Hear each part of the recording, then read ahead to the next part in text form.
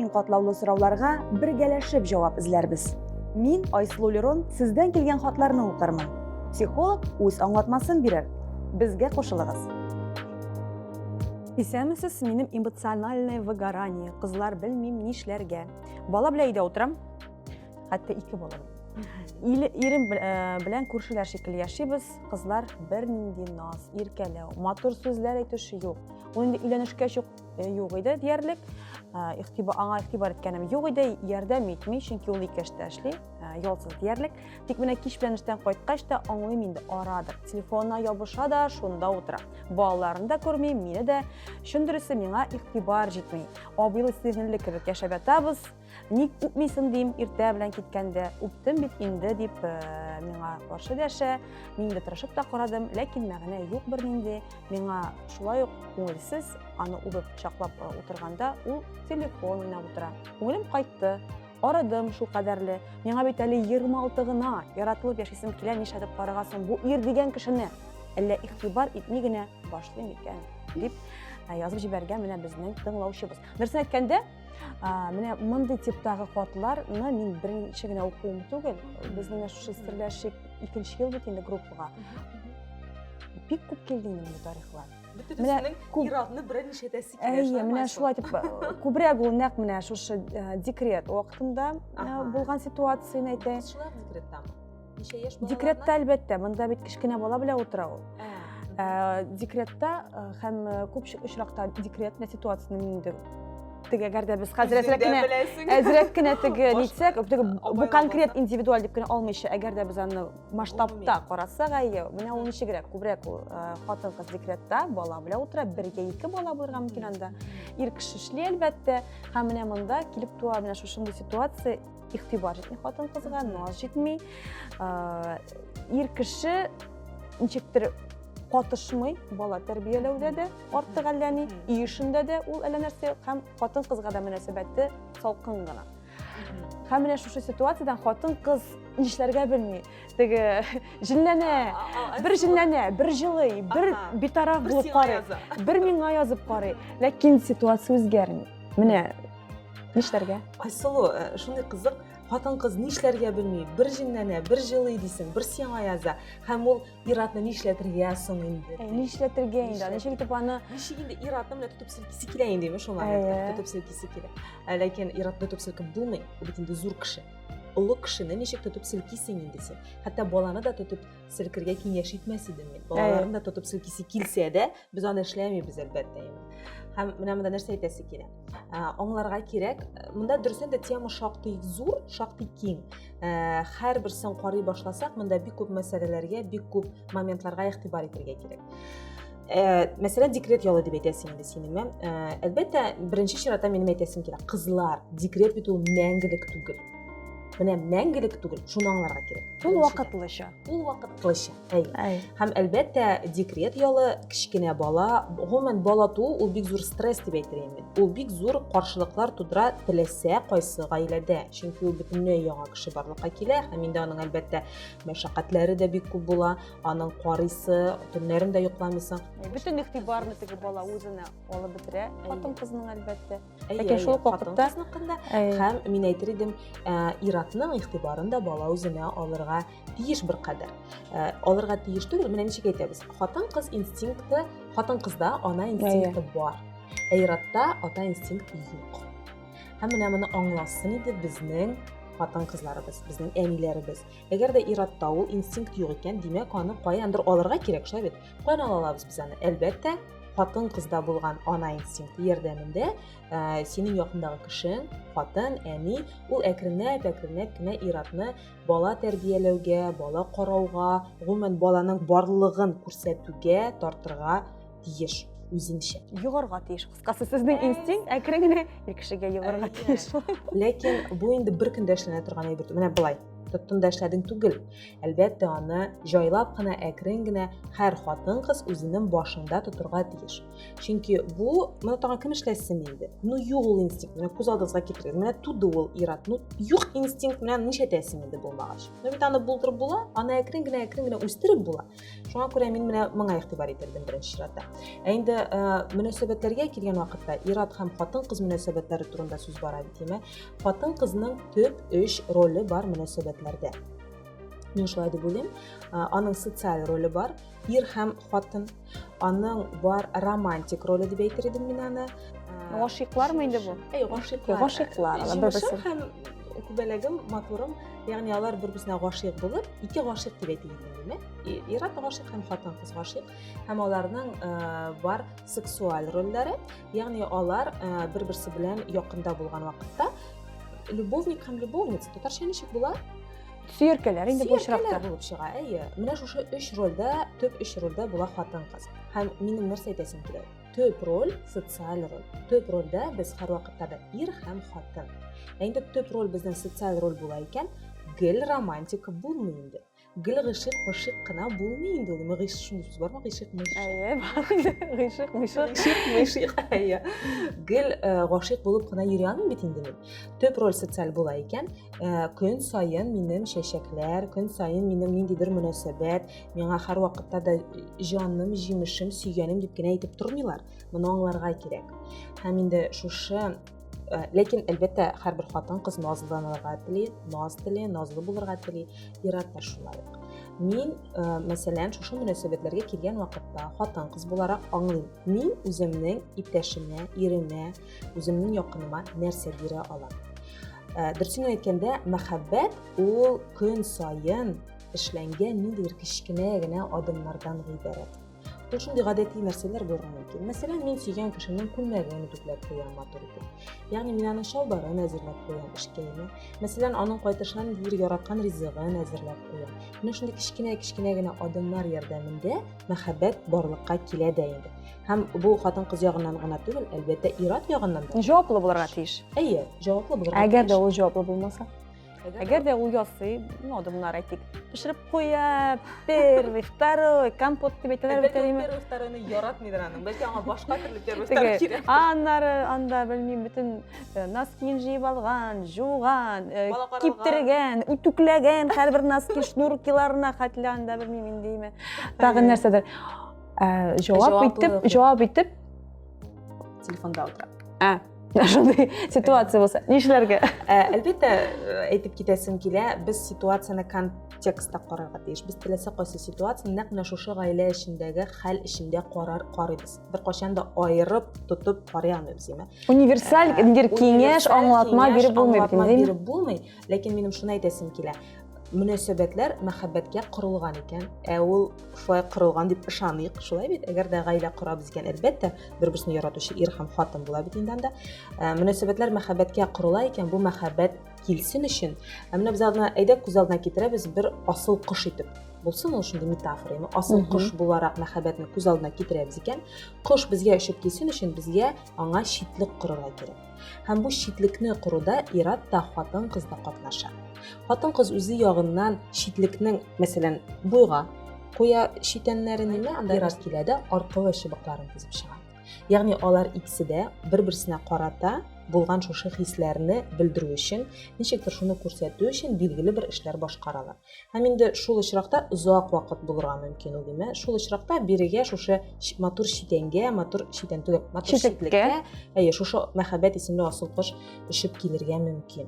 Һәм әгәр дә инде бер як һәр вакыт үзе ягыннан нәрсәдер эшли икән, мәсәлән, ир һәр вакыт шушы читлекне корыр өчен, мөнәсәбәтләрне яхшырту өчен тырыша, эшли, хатынына чәчәкләр алып кайта. Яисә чәчәкләр түгел, тун алып бирә, һәр кешегә төрле бер кирәк бит инде. Хатын-кыздан бернинди җаваплылык юк икән, әлбәттә аңа монда кызык булмаячак. Әлбәттә ул бу читлек түзүне калдырып та китергә мөмкин. Мин хәзер гаиләдән китү турында сөйләмим, гомумән эмоциональ яктан ул китергә мөмкин монда. Мен син әйтәсем, телефонда утыра. Бәлки ул аңа кадәр инде мөмкин кадәр эш эшләгәндер дә, хатын ул вакытта анда, мәсәлән, балагына карап ята. яисә ул бөтенләй бала тапты да әнисенә китте яшәргә. Туктале, миңа монда авыр, мин әни белән яшәп карыйм әле дип әйтә ул. Ягъни хәлләр төрле булырга мөмкин. Шуңа күрә иң төп әйтергә теләгән фикерем, үзара мөнәсәбәтләрдә һәрвакыт ике кеше бар. Һәм бу ике кеше шушы мөнәсәбәтләрне төзүдә катнаша. Һәм шу мөнәсәбәтләрне төзүгә без каршы килмибез икән, әгәр дә без ул кешене яратабыз икән, хөрмәт итәбез икән, без көн саен ниндидер кечкенә генә бер адым ясыйбыз. Һәм шушы адымнар бөтенесе бергә җыелышып, инде шундый матур гаилә мөнәсәбәтләренә, матур мәхәббәт тарихына әйләнә. Минемчә, менә моны аңлаган кешегә үзара мөнәсәбәтләр коруда да җайлырак булыр. Һәм шушындый проблемалар тумас иде.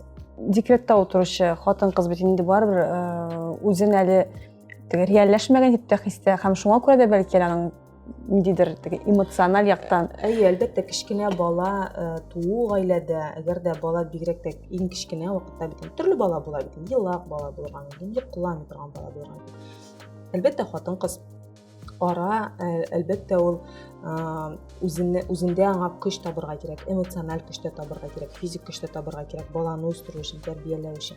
Һәм инде ул минемчә менә монда үзенең иренә кич эштән кайткан иренә претензия ничек була? Шелтә. Шелтә белдерүгә әлбәттә аның хакы булырга мөмкин. Әгәр дә ул ираттан башка бер нинди мөнәсәбәт тә булмаса, башка бер нинди җылы адымнар да булмаса.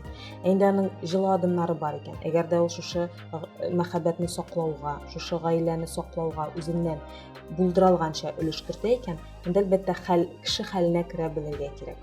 Ну, әгәр дә мәсәлән, белмим, менә ирләрдә шундый күзәтелә торган ситуация дип әйтик, инде ул гаиләдә менә шушы тигез әйтәсең бит чыбыклар төзү, ул уйлый, минем функция эштә эшләп акча алып кайту. Һәм шуның белән генә ул шикләнә.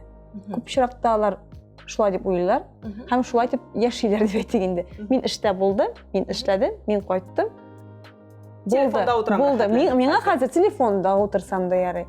Булды. Мин анда иш эшләргә тиеш түгел, мин бала тәрбияләргә тиеш түгел, һәм башка бер миннән сорамагыз. Мин ял итәм. Мингә ял итәргә кайттым. Менә шундый ниндидер фикер аңа салынган, кайчандыр ничектер һәм ул генетик рәвештә бәлки безнең күпчелек ирләрдә. Мин киттем мамонтны аулап. Мин аны аулап кайттым. Күп очракта ул аны аулап та кайтмый әле. Ансы да икеләнә. Ансы да әзрәк кенә куган, бәлки кумаган, бәлки ул телефонда утыргандыр, ансы аның билгесез. Ләкин ул менә ниндидер эш башкарган кыйфәт белән кайтып керә, һәм шуның белән минем эшем бетте дип саный. Бу очракта менә нишләргә? Мәсәлән, кеше үзен хаклы саный. Мин эштән кайттым. Мин эшләдем. Һәм булды, тагын нәрсә миннән? Ни сорыйсың син, хатын? Сиңа тагын ни кирәк? Менә мин эшләдем. Мәсәлән, сиңа зарплата, тагын сиңа нәрсә? Миңа нуа җитми. Миңа ихтибар җитми, дип хатын-кыз әйтә. Аңлашылды. Тагын әйтәсем килә. Гомуми картинадан айырып карау гына бик дөрес булмас, ләкин гомуми ниндидер фикерләрне хәл итеп китәмме? Әлбәттә, һәр гаиләнең үзенең үсеш юлы бар. Бу нормаль күренеш, һәр кешенең үзенең үсеш юлы бар, дәүләтнең үсеш юлы бар, һәм гаиләнең дә шундый үсеш юлы бар. Гаиләнең үзара мөнәсәбәтләренең, гаиләдәге мөнәсәбәтләр билгеле бер үсеш кичерә.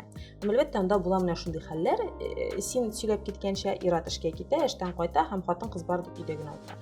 Айсул, әгәр дә ул эштә чыннан да акча эшли икән, әгәр дә ул акчаны эшкә алып кайта икән. Игә. Оговор Фрейда. Кайсырсыш кирәк. Яна, минем бизнеска кирәк әле акча дип.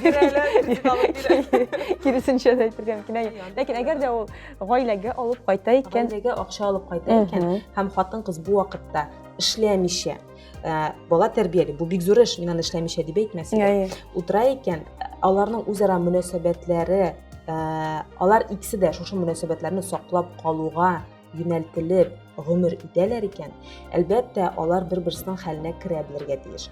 Мәсәлән, ират эштән кайта да инде, син бер нәрсә эшләмәгәнсең. Менә мин көне буе эшләдем, син бер нәрсә эшләмәгәнсең дип телефонга утыра. Әлбәттә, хатын-кыздан бер үпкәләү хисе булган. Ул нәрсәдер аңламаска мөмкин. Ләкин бу очракта минемчә иң кулайы утырып сөйләшергә кирәк. Кызганычка каршы, менә безнең гомумән парларда гаилә генә дип әйтәсез. Сөйләшү, аралашу Сөйләшү культурасы юк. Әйе. Әйтергә. Менә шул претензияләр белән түгел. Әйе, претензия белән Айсулуга язмаска име шул ук кичне. Кызлар, нишлим соң инде менә кайтада телефонда утыра түгел. Мәсәлән, нәрсә булды кадерле? Менә әйдә сөйләшик әле. Әйдә сөйләшик әле. Менә бездә шундый шәп проблема бар име? Шәп шундый үзенчәлек бар хатын-кызларда. Ул булай эшләгәндер дип уйлыйм. Ул булай уйлагандыр дип уйлыйм. Менә син әйтеп бит, бәлки ул эшкә баргандыр да, мамонтны ауламагандыр, артыннан гына йөгереп йөргәндер дә, анда да телефонда утырган да, өйгә кайтып диванга утыргандыр яңадан име. Әник сорамаска. Әник мин килеп, сорый алмыйм. Кара әле, менә син бүген нәрсә эшләдең эштә? Син әйт әле менә. Ул бит инде ират сөйләшә. Без иратны гомумән сөйләшә дә белми, аңлата да белми, аңлатса да ялганлый, сөйләсә дә дөрес түгел дигән фикер булырга мөмкин. Сөйләшергә кирәк, аралашырга кирәк, белешергә кирәк. Гадәти нормаль мөнәсәбәтләр булган вакытта ике як та бер-берсенә ярдәм итәргә әзер. Мисал өчен, ул кайта да әйтә. Син көне буе бала белән утырып арыгансыңдыр, ялыккансыңдыр инде. Бар әле кадерлем чыгып кер әле. Урамга әз генә булса да һава сулап кер әле. Мин бала белән булыйм әзрәк. Һәм бу вакытта хатын-кыз аңа әйтергә мөмкин. Юк инде син нәрсә? Син бит эштә эшләгәнсең, синең бүген шундый шитлекле киңәшмәләр булгандыр, җаваплы көнең булгандыр. Әйдә әле мин сиңа, мин үзем карыйм баланы бар да әйбәт, әйдә мин сиңа мәсәлән ваннага су тутырып бирәмме? Яисә әйдә әле мин сиңа менә хәзер тәмле ризык әзерләп бирәм. Әйдә әле утыр аша әле. Нормада менә шундый матур бит инде мөнәсәбәтләр име. Әлбәттә без үзара мөнәсәбәтләр яхшы булганда менә шушлай булырга тиеш. Шуңа омтылырга тиеш. Омтылырга кирәк. Әйе, әлбәттә безнең хәзер тыңлаучылар әйтәләрдер инде, нинди фантастика Әйе, андый хәл була дип нинди чыгып кер, сугышып чыгып китәр. Күптән чыккан юк инде дип баланы тоттыра да. Мондый чәчләре белән инде күп мутрам тырнакта саткан юк. Баланы тоттыра да китә. Һәм инде минем тагын, ләкин шушыңа омтылырга кирәк. Әгәр дә син кешене яратасың икән, еш ул бит инде бәлки ул чыннан да эштә бит аның күз алдыгызга китерегез, ул көне буе эштә, аның көне буена хәтта бәлки утырып карарга да вакыты булмагандыр. Ул бит әле утырып та тормаган, бәлки ул ашамагандыр да әле көне буена. Алайда кайбер кеше эшсезләнеп утырып та арый. Ул бит шуннан барган бит. Ул бераз, ул арыган икән шуны бераз эшләмәгән. Без хәзер мин ирләрне яклыйм, Айсулу хатыннарны яклыйм. Әйе. Ул анда менә бераз арыган инде эшләмичә, кайтка арыган. Алайда була. Шуңа күрә һәрбер ситуацияны аерым карарга кирәк. Әлбәттә ул телефонга кереп утырып, анда башка кешеләр белән сөйләшеп, аралашып, кәеф сафа ачып утыра икән, әлбәттә инде монда бернинди аңлатмада булырга мөмкин түгел, утырып сөйләшергә дә, алга таба мөнәсәбәтләрне ничек корабыз, нәрсә эшлибез, моны ишәтәбез дип аңлашырга кирәк. Бер кат, бәлки ул бер аңлашу булыр, һәм шул җитәр име. Бәлки ике тапкыр аңлашырга кирәк булыр. Гомумән гаилә бит ул гаилә һәм ир һәм хатын арасындагы мөнәсәбәтләр, алар шундый гибки, ничек була? Сыгылмалы дип әйтеп буламы мөнәсәбәтләшмә сыгылмалы? Ул сыгылмалы дип әйтмәсем, гибки туры килә, сыгылмалы туры килми, ничек әйтергә. Алар үзгәрүчән һәм ике якта мөнәсәбәтләрне саклап калырга ниятләнә икән, ике якта мөнәсәбәтләрне саклап калган вакытта бөтен көчен бирергә әзер икән, әлбәттә теләсә кайсы ситуациядан чыгу юлын табырга мөмкин. Һәм мин уйлап эш итәргә һәм беренче чиратта сөйләшергә. Стол переговоров дип аталар. Димәк, хатын-кыз монда инициатор булып чыгарга тиеш әлеге ситуациялар, мәсәлән, сөйләшүнең. Әйе, мин менә нәкъ менә шушы ситуация дип әйтмәс идем. Карарга кирәк. Менә бәлки ул бер көн шулай кайткандыр, ике көн шулай кайткандыр инде. Һәм инде аны Хаттан аңлашылганча, ул бер көн һәм ике көн генә алай кайтмаган. Бу инде бик озак шулай кайта. Бик озак дәвам итә әлеге ситуация. Наз турында әйтәсем килә, менә назланасы килә, женственный буласы килә, инде шундый сүз бар. Үзеңне теге гүзәл хатын-кыз теге. Әйе, нәрсә комачаулый сезгә назлы булырга? Ни өчен мин ниндидер үземне назлы итеп хис итәр өчен кемнәндер аны өмет итәргә тиеш. Ничек мин үз-үземне ярата алмыйм беренче чиратта? Ничек мин үз-үземә әйтә алмыйм? Тукта әле, кая әле чәчләремне ясыйм әле, кая әле мин үземне карыйм әле, үземә теләгән ниндидер кайфушечкалар дип атыйлар. Кайфушечкаларны ясыйм әле. Беренче чиратта бәлки ул игътибарны башта син үзеңә үзең бир, башкадан өмет иткәнче. Башкадан өмет иткәнче бәлки син әзрәк үзеңә үзең бирә башларсың шул игътибарны. Әгәр дә без үзебезгә шушындый шатлыклы моментлар, үзебезгә рәхәт китерә торган шушындый вакыйгалар булдыра алабыз икән, булдырыгыз, эшләгез, үзегез белән эшләгез, үз өстендә эшләргә кирәк. Соңыннан инде бәлки сезнең ирегез, сезнең тормыш иптәшегез, сезнең якыннарыгыз да аны игътибар итә башлар. Туктале, моңа булай да рәхәт ахрысы. Мин сездә Теге шикләнә башлый. шикләнә башлый. Курка башлый, югалтырга. Хатыным матурланып китте әле минем. Аның тормышы кайный Әйе, дип уйлый. Кайный икән, ул иптәш кызлары белән дә каядыр бара.